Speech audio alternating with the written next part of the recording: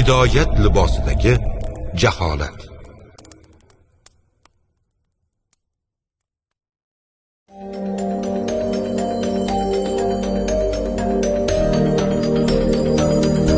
Bashariyat yaralibdiki, o'z birodarlari bilan boqiy obidalar yaratish, farovon turmush, ilg'or ishlab chiqarish, axborotni boshqarish, yiroqni yaqin qilish, samoga egalik qilish va boshqa jabhalardagi ilg'orlikni qo'lga kiritish borasida muttasil raqobat qiladi. Inson ilm bilan bugun fazoga chiqdi va u yerda qolishni ham epladi. Faqat bu saodat nasib etganlar ko'p emas.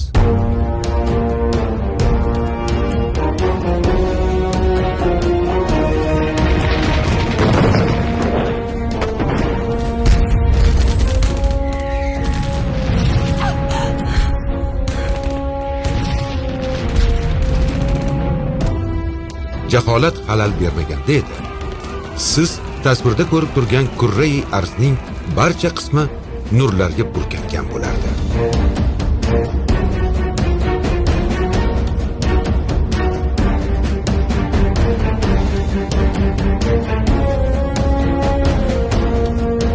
Dunyoda bir-biriga muttassil raqobatda bo'lgan kuchlar hamisha bo'lgan. Bugun ham bor. Kalom, siyosat, ruhiyat, jamiyat ilmlari rivojlangani bois bu hodisa alohida o'rganib chiqilgan va o'rganishda davom etilmoqda. Bundan tashqari, agar biz aytgan yo'riqqa yurmasang, davlat ichidagi radikal yoki muxolif kuchlarni qo'llayveramiz degan ishora bor bu harakatlar zamirida. Qolaversa, bunday beqarorlik orqali neft, gaz, suv resurslari ustidan nazorat qilish osonlashib, iqtisodiy manfaatlar ham ko'rish mumkin. Radikal kuchlarni nazoratga ushlagan tomon o'ziga kerak paytda ularni raqib davlatlarga qarshi ishlatishi yoki biror bir harbiy strategiyada qo'llashi ham mumkin. Buni Suriya misolida yaqqol ko'rdik.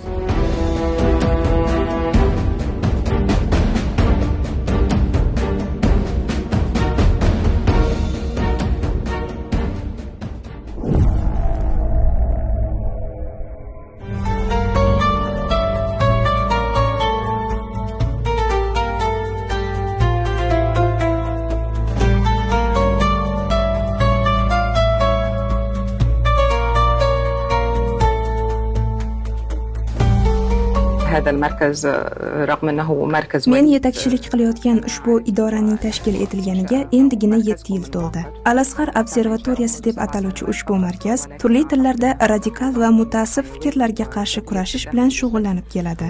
Ma'lumki, dunyodagi musulmonlarning 80% arab tilida so'zlashmaydi, ya'ni arab dunyosida yashamaydi. Shuning uchun ular islom haqidagi ma'lumotlarni boshqa vositalar orqali oladi. Bular veb-saytlar, imomlar yoki shayx Google orqali bo'lishi mumkin. Shuning uchun biz birinchi navbatda turli tillardagi jamiyatlarda tarqalayotgan yot, mutaassib va noto'g'ri fikrlarni aniqlashimiz va ularga o'sha tillarda javob berishimiz kerak bo'ladi. Biz qanchalik ko'p odamlarga shu tarzda yetib bora olsak, shunchalik yaxshi natijalarga erishamiz. Bizda shunday bir voqea sodir bo'ldi. 15 yoshli bola ota-onasi bilan markazimizga keldi. U ekstremistik kontentga duch kelgan ekan. Unga birinchi marta Telegram orqali emas, balki oddiy o'yin PUBG orqali murojaat etishadi. O'yin payti unga avval video, keyin xabarlar yuborishadi.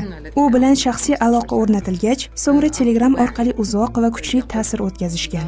Ota o'z o'g'lidagi o'zgarishlarni sezib, bolam ijtimoiy hayotdan chetlashib, rasm chizishni to'xtatdi. Hatto o'z yaqin ayol qarindoshlari bilan ham salomlashishni istamay qo'ydi. Uzoq vaqt yotoqxonada o'tiradigan bo'lib qoldi deb Facebookdagi rasmiy sahifamiz orqali bizga bog'landi. Biz tekshiruv o'tkazdik va bu masala jiddiy ekanini aniqladik. Keyin ota-ona va ularning farzandi markazga kelishdi. U bilan ishlar oson bo'lmadi. Chunki bolaga juda ko'p yolg'on va bir tomonlama kontent ko'rsatilgan edi. Unga kitoblar berildi, muloqot o'tkazildi. Bir oz bahs-munozara bo'ldi.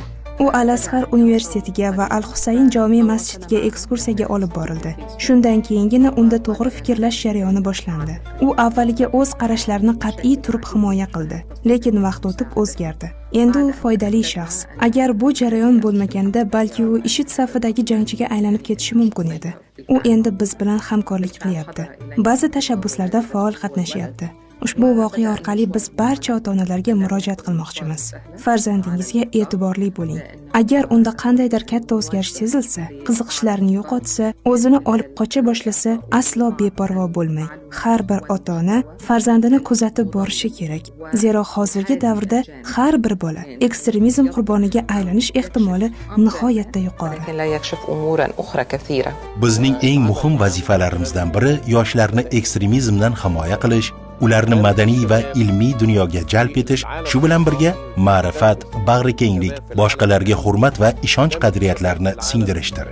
Asossiz g'oyalarga qurilgan yopiqlik ekstremizmdir. Masalan, faqat mening dinim to'g'ri, faqat mening millatim yaxshi, faqat mening tilim ulug' deb bilish yoki faqat zamonaviy madaniyatnigina ma'qul deb hisoblash ham ekstremistik qarashdir. Yoshlarni turli davrlardagi falsafa, ilm, din va san'at namoyandalari bilan tanishtirish shart. Ular shundan anglaydilarki, insoniyat sivilizatsiyasi hech qachon faqat bir xalq yoki millat ishi bo'lmagan, balki u ketma-ket ravishda bir-birini boyitib borgan Mesopotamiya, Misr, Hind, Xitoy, Yunon, Finikiya, Iskandariya, Ma'uroun Nahr, Islom va zamonaviy G'arb sivilizatsiyasi madaniy meroslaridan tashkil topgan. Diniy va dunyoviy ilmlar o'rtasida ajralish bo'lishi mumkin emas. Islom faqat oxirat haqida emas, balki bu dunyo hayoti haqida ham g'amxo'rlik qilishni buyurgan. Iymon faqat namoz, ro'za va boshqa ibodatlar bilan chegaralanmaydi. Iymon to'liq jarayon. U ibodatni ham o'z ichiga oladi. Bir vaqtning o'zida dunyoviy hayotga ham e'tibor berishni talab qiladi. Shuning uchun musulmon kishi dunyoviy ilmlarni o'rganishi shart. Chunki islom olami faqat dunyoviy ilmlarni egallagandagina rivojlangan. Ibodat ham mukammal bo'lishi kerak. U o'z ichiga diniy va dunyoviy jihatlarni qamrab olishi zarur. Bu islom belgilagan muvozanatdir.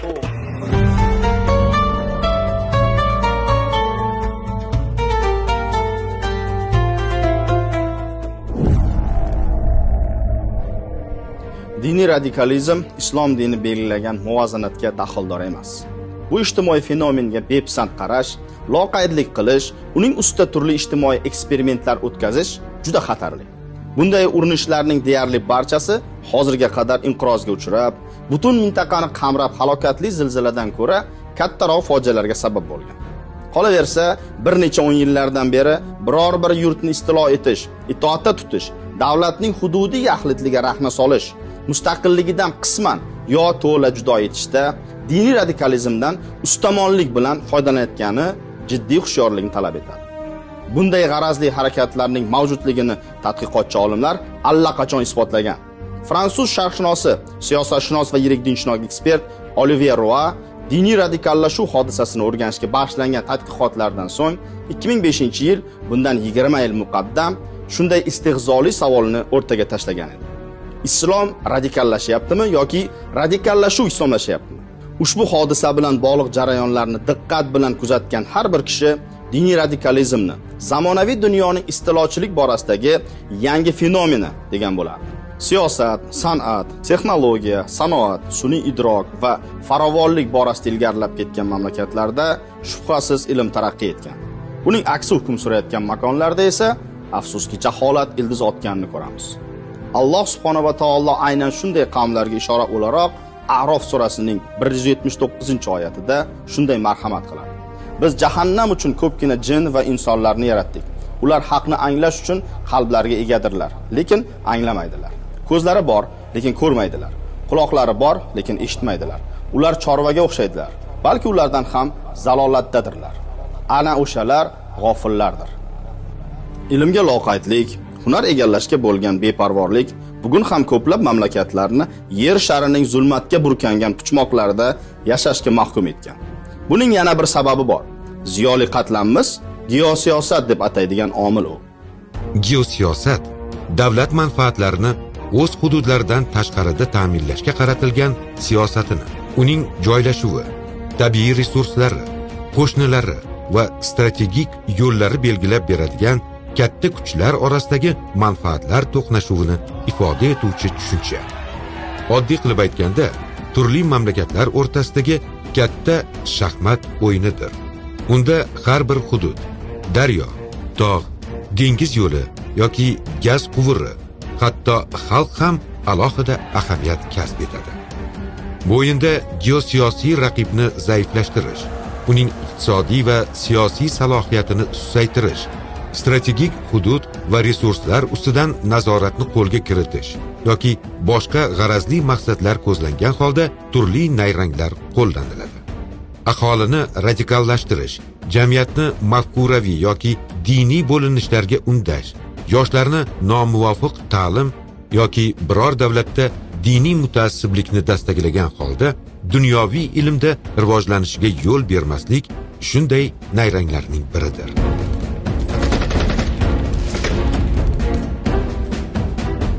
Nega yo'l berishmaydi? Chunki harbiy, iqtisodiy, siyosiy, texnologik jihatdan qoloq xalqlar va mamlakatlarni boshqarish, ular egalik qilib turgan yer osti va yer usti inson resurslarini qo'lga kiritish oson. Shuning uchun ularning rivojlanishiga turli yo'llar bilan to'siq qo'yiladi. Xalq va davlat rivojlanishiga g'ov bo'lajak o'sha to'siqlarning biri aholini radikallashtirishdir. 9-10 asr Xuroson Abbosiylar davri. Nishopur, Marv, Balx singari buyuk ilm markazlarida dastlab ilm-ma'rifat gullab yashnadi. Ammo diniy radikal oqim hisoblangan xorijiylar, g'ulot firqalari, mutaziliylar ta'sirida jamiyatda ixtiloflar va bo'linishlar yuzaga keldi. Oqibatda ilm rivoji to'xtadi. Olimlar quvg'inga uchradi. Mintaqa esa G'aznaviylar va Saljuqiylar tomonidan bosib olindi. Ilm va din o'rtasidagi muvozanatning buzilishi oxir-oqibat davlatning yemirilishiga olib keldi. 13-17 asrlar Yevropa inkvizitsiya davri. Katolik cherkov vakillari dunyoviy ilm egalarini cherkov ta'limotiga qarshi chiquvchilar deb ta'qib qildi. Oqibatda faylasuf, astronom, shoir va ilohiyatshunos Giordano Bruno gulxanda yoqildi. Astronom, fizik, matematik, muhandis va faylasuf Galiley uy qamog'iga tashlandi. Dunyoviy ilm fan tarafdorlari bo'lgan yuzlab, ehtimol minglab kishilar boshiga ham shunday qismat tushdi. Oqibatda Yevropada ilmiy inqirozga sabab bo'lgan qora asrlar boshlandi. Jaholat ilmdan ustun kelib, taraqqiyot to'xtadi.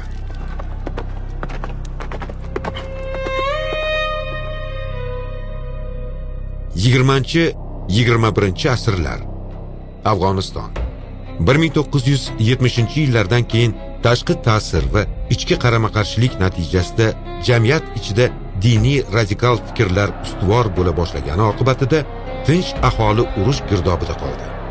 Ta'lim tizimi vayron bo'ldi. Ayollar huquqi cheklandi. Millatning aqliy salohiyati tubanga yuz burdi. Diniy radikalizm davlatni ham, xalqni ham xonavayron qildi.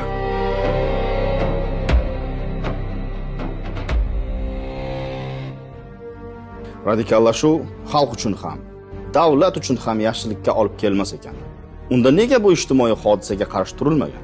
Yoki bu tashqaridan boshqariladigan juda ulkan loyiha ekan? Bu savolga javob shunday: ham ha, ham yo'q. Radikallashuvga ilm hunarga befarvolik va yoshlar ta'limiga loqaydlik ham sabab bo'lishi mumkin. Tarixda ham, zamonaviy siyosiy jarayonlarda ham aholini radikallashtirish maxsus rejalashtirilgan geosiyosiy texnologiya sifatida qo'llanilgan holatlar ham bor. Buni ba'zan idorali radikallashuv deb ham ataymiz. Masalan, 19-asrning oxiri, 20-asr boshlaridan boshlab Buyuk Britaniya, Hindiston va Afg'onistonda diniy radikallashuvni boshqarish loyihasini olib borgan. O'zining imperialistik hukmronligini saqlash uchun aholini Hind musulmon ziddiyati asosida bo'lib tashlagan. Bu borada madrasalar va diniy jamoatlar orasida tor fikrlilarni va sof e'tiqod da'vosidagi qarashlar rag'batlantirilgan, millatchilik va konfutsiyaviy kurash kuchaytirilgan. Vahobiylik va diyobandchilikning ayrim radikal qanotlaridan geosiyosiy manfaatlar uchun foydalanilgan. Bu nayrang natijasida Hindiston ikkiga bo'linib ketgan.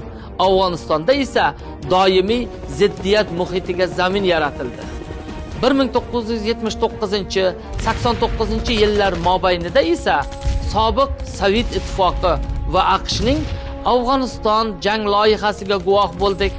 Kommunizm kengayishiga qarshi AQSh, Pokiston, Saudiya Arabistonining mahalliy guruhlar ishtirokidagi qo'shtirnoq ichidagi jihodiy harakatlarni qo'llab-quvvatlashi, madrasalardagi yoshlar ongiga jihodiy g'oyalarni singdirishi Afg'oniston, Pokiston va Markaziy Osiyoda radikal g'oyalarning ildiz otishiga sabab bo'ldi.